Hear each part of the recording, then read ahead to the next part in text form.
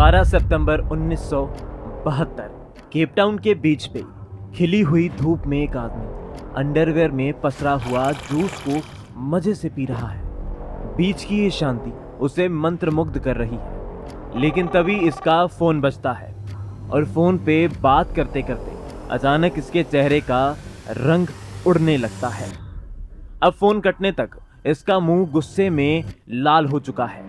ये तुरंत अपनी शर्ट पहनता है और फौरन 2000 किलोमीटर दूर इजराइल के लिए निकल पड़ता है। ऐसा सिर्फ साउथ अफ्रीका में नहीं बल्कि आज दुनिया के अलग अलग देशों में हो रहा है। दुनिया भर में फैले मोसाद एजेंट्स जिन्हें 10 दिन पहले ही छुट्टियां नसीब हुई थी, इन्हें आज फिर से इजराइल वापस बुला लिया जाता है। दोस्तों, इन लोगों को अचानक इजराइल एक ऐसे मिशन पर भेजने के लिए बुलाती है जिसे करने की हिम्मत CIA और MI6 जैसी बड़ी बड़ी एजेंसीज में भी नहीं है।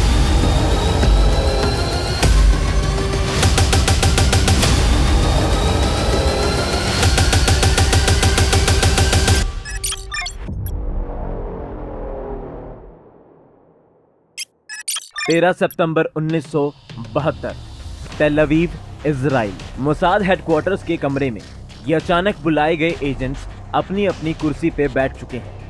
तभी कमरे में मोसाद चीफ घुसते हैं और एक आदमी को कुछ इशारा करते हैं और वो आदमी इस कमरे में लगे बड़े से प्रोजेक्टर पे एक चश्मे वाले आदमी की तस्वीर दिखाता है। उसके बाद वो एक एक कर 2 और आदमियों की तस्वीर दिखाता है।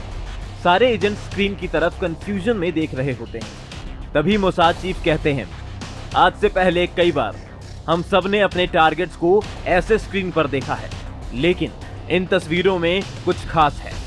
इसके बाद मोसाद चीफ इनके कारनामे सबको बताने लगते हैं। फिर कहते हैं, ये सब बातें एक तरफ, इन लोगों में खास ये है कि इनकी जहन्नुम जाने की टिकट खुद प्राइम मिनिस्टर ने अप्रूव की है। ये सुन सारे एजेंट्स थोड़ा चौंक जाते हैं, क्योंकि अगर खुद प्राइम मिनिस्टर किसी मिशन में इन्वॉल्व हैं तो इसका मतलब खतरा न्यूक्लियर वॉर जितना बड़ा है। अब सारे एजेंट्स ये जानने के लिए बेकाबू होने लगते हैं कि आखिर इन्होंने ऐसा क्या किया है। इनकी बेसब्री को तोड़ते हुए मोसाद चीफ कहते हैं, ये तीनों म्यूनिख हत्याकांड के लिए जिम्मेदार हैं। दोस्तों, म्यूनिख हत्याकांड वो दर्दनाक वाक्य है जिसे दुनिया आज तक भुला नहीं पाई है। ये बात 1972 के ओलंपिक्स की है जो जर्मनी में हुए थे। इस ओलंपिक्स में इजराइल से नफरत करने वाली टेररिस्ट ऑर्गेनाइजेशन PLO ने अपने आतंकवादी ओलंपिक्स में भेजकर वहां मौजूद 11 इजरायली खिलाड़ियों को मौत के घाट उतार दिया था। तभी से मोसाद ने कसम खा ली थी कि उनके एथलीट्स की मौत का बदला लेने के लिए अगर उन्हें जहन्नुम भी जाना पड़े तो वो पीछे नहीं हटेंगे। मीटिंग में मोसाद चीफ के मुंह से म्यूनिख हत्याकांड शब्द सुनकर अचानक सारे एजेंट्स का पारा गर्म होने लगता है। इनके अंदर जल रही प्रतिशोध की ज्वाला को मोसाद चीफ भांप लेते हैं और एक आखिरी बार कहते हैं, मैं जानता हूं आप पिछले कई महीनों से इंतजार कर रहे हैं और अब वो समय आ गया है। हमारे पास जरूरत की सारी इंफॉर्मेशन है और हम लोग एक मिशन पे जा रहे हैं जिसका नाम होगा operation Wraith of God. Mossad chief की ये बात खत्म होते साथ ही अभी और इसी पल से मोसाद दुनिया के सबसे डेयरिंग ऑपरेशन की तैयारी शुरू कर देती है, जिसमें ना तो वो अमेरिका की फिक्र करते हैं और ना ही यूनाइटेड नेशंस की। और इन तीनों आतंकवादियों को दुनिया के अलग अलग देशों में घुस कर असैसिनेट करते हैं। अक्टूबर 1972 आज मोसाद की टीम पूरी तैयारी के साथ अपने पहले टारगेट ज़ायल ज़वेटर की हत्या करने रोम पहुंच चुकी है। ज़वेटर वही आदमी है जिसने आतंकवादियों को इजरायली खिलाड़ी म्यूनिख में कौन सी बिल्डिंग और कौन से फ्लोर पे रह रहे हैं ये सारी इंफॉर्मेशन प्रोवाइड करवाई थी। अब एजेंट्स रोम पहुंच तो गए हैं, लेकिन इस बात से बेखबर हैं कि उनका पीछा करते करते एक दाढ़ी वाला आदमी भी रोम में उतरा है, जो मोसाद के इस ऑपरेशन की गले की हड्डी बनने वाला है। रोम पहुंचते ही एजेंट्स एक अपार्टमेंट किराए पर लेते हैं और ज़वेटर पे नजर रखनी शुरू कर देते हैं। कई दिनों तक निगरानी करने के बाद एजेंट्स इसकी दिनचर्या को भांप चुके हैं। रोज की तरह आज भी ज़वेटर अपने ऑफिस से घर लौट रहा है। अब ये अपनी बिल्डिंग की पार्किंग में घुस जाता है और वहां मौजूद लिफ्ट का बटन दबाता है।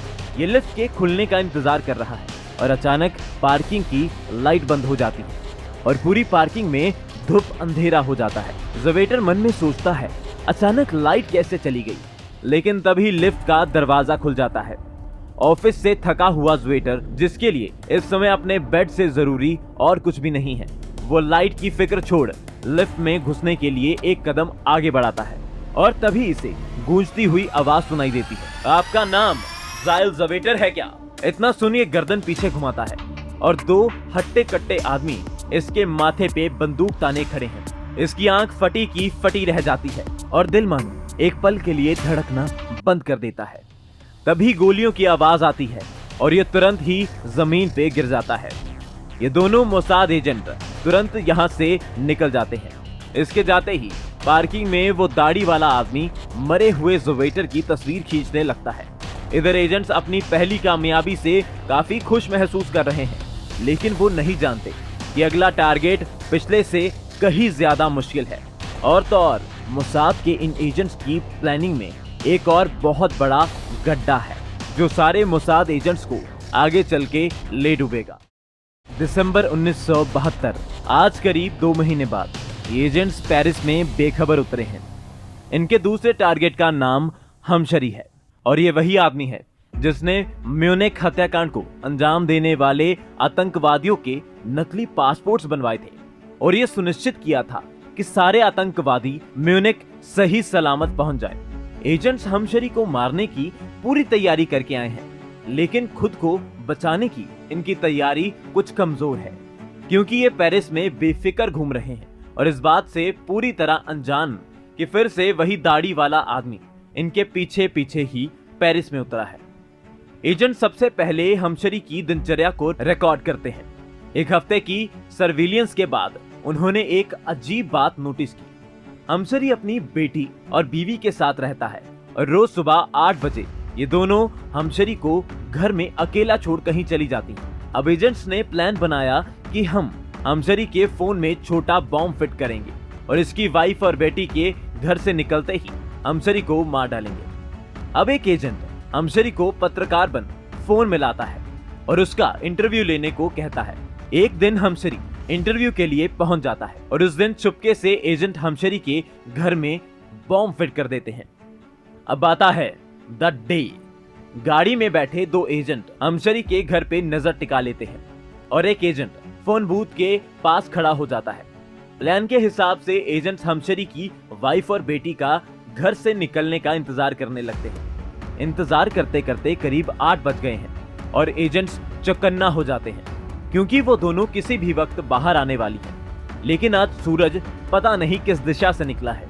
8:30 बजने को आए हैं और घर से अभी तक कोई बाहर नहीं निकला। चाहे संडे हो या कोई और दिन, पिछले 1 महीने में ऐसा आज तक नहीं हुआ। आज जब एजेंट्स हमशरी को मारने आए हैं, तब अचानक ये घर से बाहर नहीं निकलती हैं।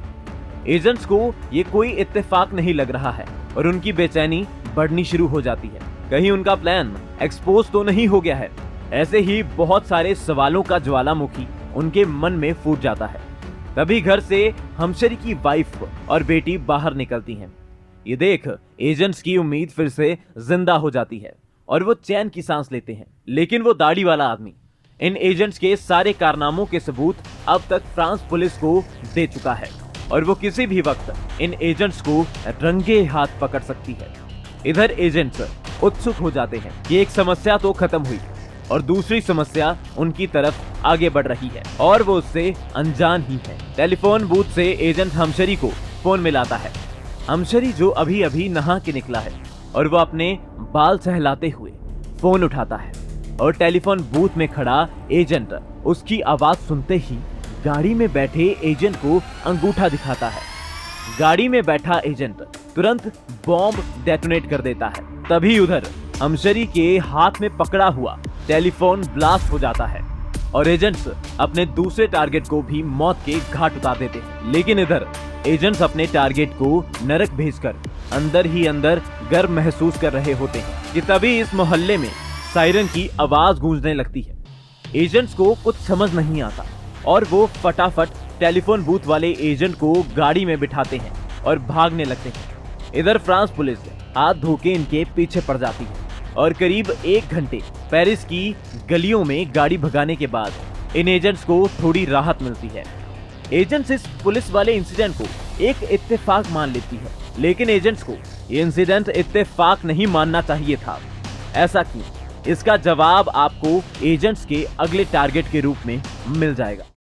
अब 1972 के अंत तक मोसाद अपने पहले 2 टारगेट्स को तो ऊपर पहुंचा चुकी है और 1973 की शुरुआत से ही मोसाद एक एक कर म्यूनिख हत्याकांड के लिए जिम्मेदार बाकी आतंकवादियों का भी शिकार करती रहती है और साथ साथ पीएलओ के ऊपर मिसाइल अटैक्स भी करती रहती है। इससे पीएलओ की कमर बुरी तरह टूट जाती है। लेकिन इतने सारे इजराइल के दुश्मनों को खत्म करने के बाद भी एजेंट्स के सीने में जल रही प्रतिशोध की आग कम होने की जगह और ज्यादा भड़क जाती है, क्योंकि अब ये अपने सबसे खतरनाक दुश्मन को मौत के घाट उतारने के लिए अत्यंत आतुर हैं। इनका फाइनल टारगेट और कोई नहीं बल्कि अली हसन सलामे है। सालिमा वही आतंकवादी है जिसके दिमाग में म्यूनिख हत्याकांड ने जन्म लिया था। वो भी सालिमा ही है जिसने म्यूनिख हत्याकांड के लिए फंडिंग इकट्ठा की, आतंकवादियों की टीम तैयार की और आखिर में उन्हें हथियार से लेकर हर वो चीज मुहैया करवाई जिसके कारण वो बेकसूर इजरायली खिलाड़ियों को दर्दनाक मौत दे पाए। इन सब के अलावा सालिमा वही इंसान है जिसने इजरायली पीएम को मारने की कोशिश भी की थी, बैंकॉक में इजरायली एम्बेसी पे अटैक करवाया था और यहाँ तक कि आतंकवादियों को खतरनाक स्ट्रेला मिसाइल प्रोवाइड करवाने वाला भी सलामे ही है। इसलिए सलामे को मारना मोसाद के लिए बहुत इंपॉर्टेंट काम था। जुलाई 21, 1973 एजेंट्स आज इस सालिमा को मौत के घाट उतारने नॉर्वे पहुंच चुके हैं। सालिमा अपनी प्रेमिका के साथ मूवी देखकर घर लौट रहा होता है। मोसाद से बचने के लिए सालिमा बिल्कुल आम जिंदगी जी रहा है, ना कोई बॉडीगार्ड, ना कोई किले जैसा पंख। ये दोनों कपल हाथों में हाथ डाले एक सुनसान रोड पर पैदल चल रहे हैं। अचानक इनके सामने एक गाड़ी आकर रुकती है और गाड़ी का शीशा खुलने लगता है। सालिमा की नजर गाड़ी में बैठे आदमी की आंखों पे पड़ती है और सालिमा को इन आंखों में उसकी मौत बेसब्री से इंतजार करती दिखाई देती है। सालिमा अपनी प्रेमिका को आगे करके भागने की कोशिश करता है। उससे पहले ही ये आदमी बंदूक निकाल सालिमा पे गोलियां बरसा देता है। सालिमा खून से लहूलुहान मोम के पुतले की तरह वहीं गिर जाता है। ये गाड़ी वहां से फुर हो जाती है और सालिमा की प्रेमिका ये दृश्य देख फूट फूट कर रोने लगती है। कुछ समय बाद पुलिस वहां पहुंच जाती है। इधर मोसाद एजेंट्स के लिए सबसे ज्यादा खुशी का दिन होता है, क्योंकि आज वो अपने खिलाड़ियों को सच्ची श्रद्धांजलि दे पाए। लेकिन शायद सालिमा का जीवन अभी कुछ दिन और शेष बचा है, इसलिए एजेंट्स को मोसाद हेडक्वार्टर से एक मैसेज आता है जिसमें उन्हें बताया जाता है कि तुम लोगों ने सालिमा को नहीं बल्कि एक साधारण वेटर को मार दिया है। ये सुन मोसाद एजेंट्स के पैरों तले जमीन खिसक जाती है। दरअसल मोसाद से नॉर्वे में जो ये गलती हुई थी, ये उस दाढ़ी वाले आदमी का ही बिछाया हुआ जाल था। यहाँ तक कि मरे हुए वेटर की फोटोज फ्रांस पुलिस को देने वाला भी वही था। दुनिया के किसी दूसरे कोने में इस वेटर की हत्या वाली खबर सुनकर वो दाढ़ी वाला आदमी, या कहे तो अली हसन सालमे, जोर जोर से हंसने लगता है और कहता है, ये मोसाद अभी इतनी भी होशियार नहीं हुई है। मैं महीनों से इनके पीछे घूम रहा हूँ, इनकी सारी चालों से एक कदम आगे चलता हूँ और ये सोचते हैं कि मुझे ऐसे ही आसानी से मार देंगे। इधर अब तक नॉर्वे पुलिस एजेंट्स के पीछे हाथ धोकर पड़ जाती है। अपना सामान बांध इजराइल के लिए निकलने लगते हैं और अब बारी बारी अलग अलग फ्लाइट्स में बैठ जाते हैं। लेकिन ये गलती मोसाद का पीछा इतनी आसानी से नहीं छोड़ती। 2 एजेंट्स को नॉर्वे पुलिस पकड़ लेती है और ये पूरे मिशन की सच्चाई बक देता है।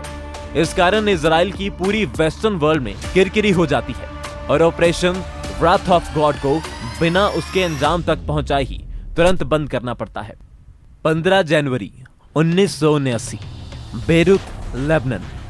नॉर्वे में मोसाद को चकमा देने के 6 साल बाद सालमे अब बेरूत में पूरे तामझाम के साथ रह रहा है।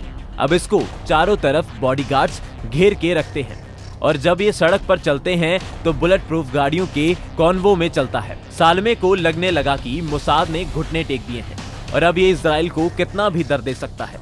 लेकिन उधर ऑपरेशन रैथ ऑफ गॉड के ऑफिशियली बंद होने के बाद भी इजराइल के सबसे बड़े दुश्मन को जिंदा छोड़ना मोसाद को गवारा नहीं दे रहा था। इसलिए पिछले 6 सालों से मोसाद सीक्रेटली सालमे को ढूंढना जारी रखती है और इसी खोज में अब एक नया मोड़ आता है।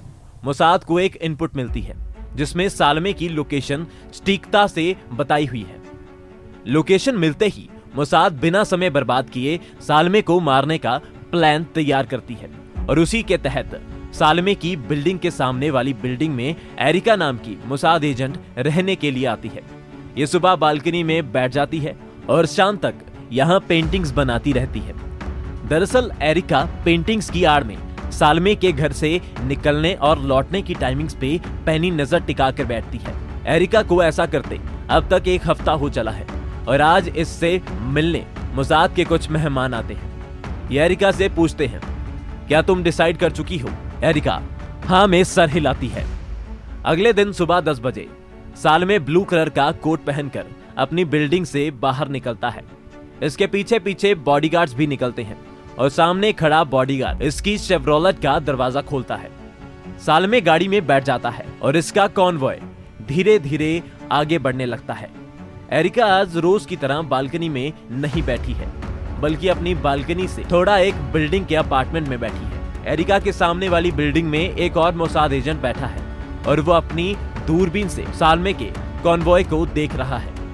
दरअसल एरिका जिस बिल्डिंग में है उसकी पार्किंग में एक वैन खड़ी है जिसमें एक घातक बॉम्ब रखा है और उसका रिमोट एरिका अपने हाथ में पकड़ के बैठी है। अब कॉन्वॉय वैन से कुछ 100 मीटर की दूरी पर है और ये दूरबीन वाला एजेंट एरिका को दूर से एक अजीब सा इशारा करता है जिसे देख एरिका तुरंत बटन दबाती है और सालमे की चिथड़े उड़ने का इंतजार करने लगती है।